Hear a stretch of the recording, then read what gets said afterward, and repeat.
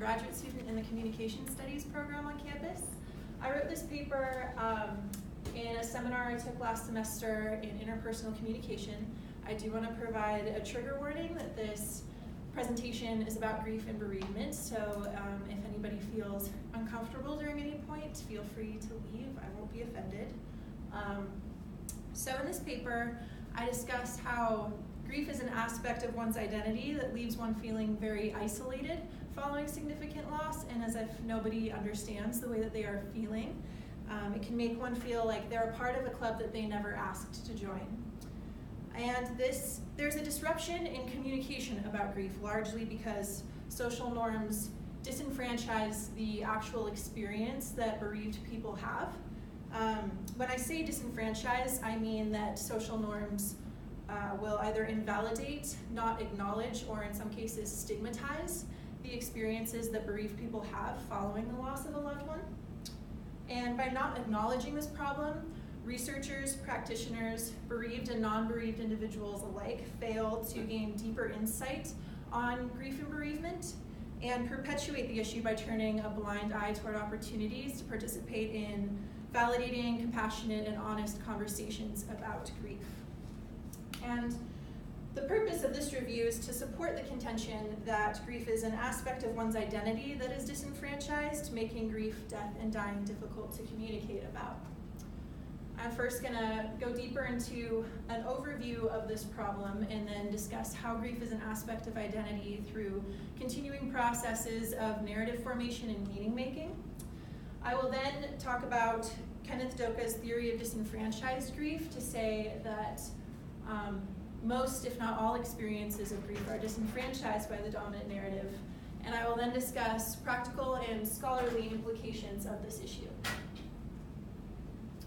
So to give a deeper overview, social norms dictate expectations of what grief is and ought to be, and they largely assume that grief is a linear process and a temporary process that one ought to enact in socially appropriate ways. And this process is also expected to be one of detaching from the deceased person and forming new relationships. I will hereby refer to these social norms as the, quote, dominant narrative of grief, as coined by Niemeyer, Klass, and Dennis in 2014. I also want to give a disclaimer that this dominant narrative is largely Euro-American and that it will differ potentially for other cultures and indigenous populations.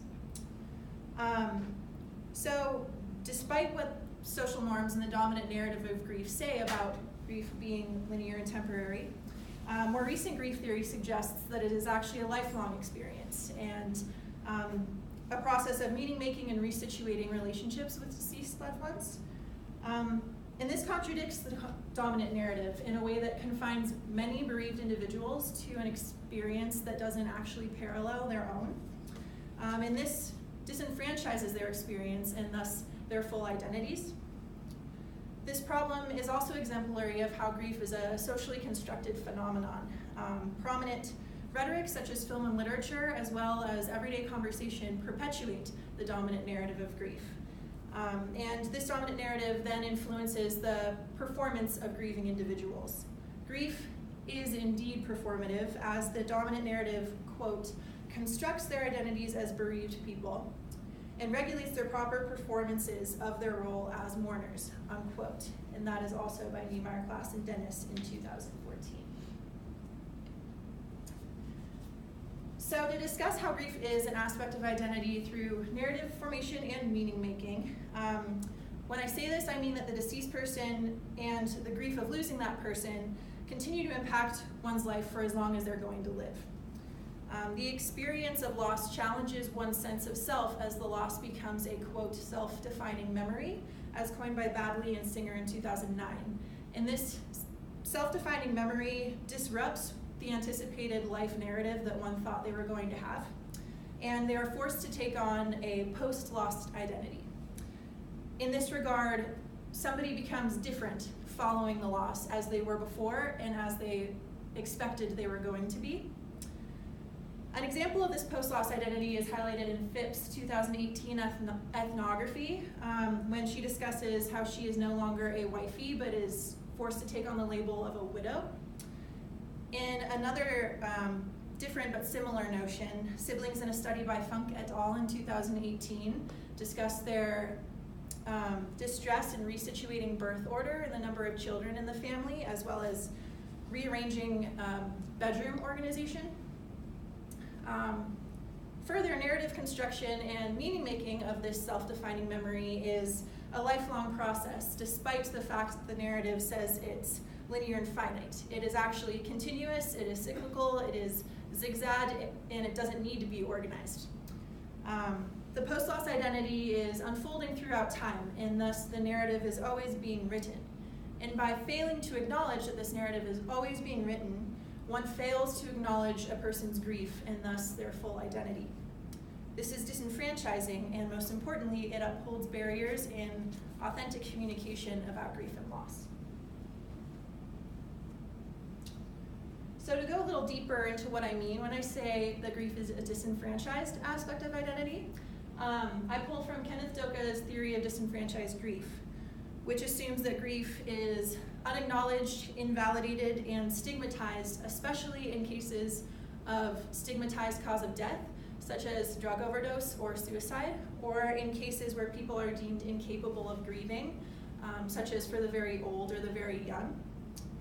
I, however, extend this framework to argue that the dominant narrative disfranchises even instances of grief and loss that aren't stigmatized, when weeks, months, years, decades go by, and lo and behold, the person still encounters moments of mourning the loss of their significant person and wishing that that person were there. Of course, this disenfranchisement will occur in degrees, but I do believe that it occurs for each individual nonetheless because of this dominant narrative. As Goodrum in her 2008 study highlights, in action, this disenfranchisement can look like avoiding the topic, displaying oversympathetic emotions, or saying things like, it's time to move on, or you should be over this by now. When potential supporters attempt to avoid the topic, it could be because they're trying to minimize sharing the victim's pain, but in turn this leaves the victims feeling as though their loss is unacknowledged, that their feelings are being cheated, and that their loved one is not remembered. In the case of displaying oversympathetic emotions, this is when the bereaved will reach out to a potential supporter who then displays a very melodramatic reaction that reverses the roles and causes the bereaved to be consoling the supporter. And additionally, things like saying, it's time to move on, or you should be over this by now, are examples of what McNerney in her 2018 podcast refers to as shoulds. People are very quick to say what they think you should do in dealing with your grief and what your grief should look like. And in that regard, they're essentially saying, can you grieve this way in a way that I expect so that I can feel more comfortable with where you're at, instead of acknowledging the way that they actually feel and where they actually are in their experience with grief. These are examples of how, in short, the dominant narrative promotes an empathic failure. And a vicious cycle potentially exists, wherein people who experience loss are constrained to perform their grief according to the dominant narrative that often has little to do with their modes of intentional or unintentional means of expression. This results in disenfranchisement and further perpetuates divergent modes of expression and uncertainty in how to communicate about grief and loss. So there are both practical and scholarly implications of looking at this issue. Communicating about grief, while it's uncomfortable, while it's difficult, it is certainly not an impossible task. But when social networks fail to properly emphasize and provide support, they deny themselves an opportunity to learn. They deny an opportunity to overcome barriers in grief communication and change the dominant narrative of grief. And they fail to help a bereaved person feel less alone in their experience. On the other side of the coin, when bereaved individuals swallow their grief to perform according to cultural norms, they miss an opportunity to educate somebody about what grief actually feels like.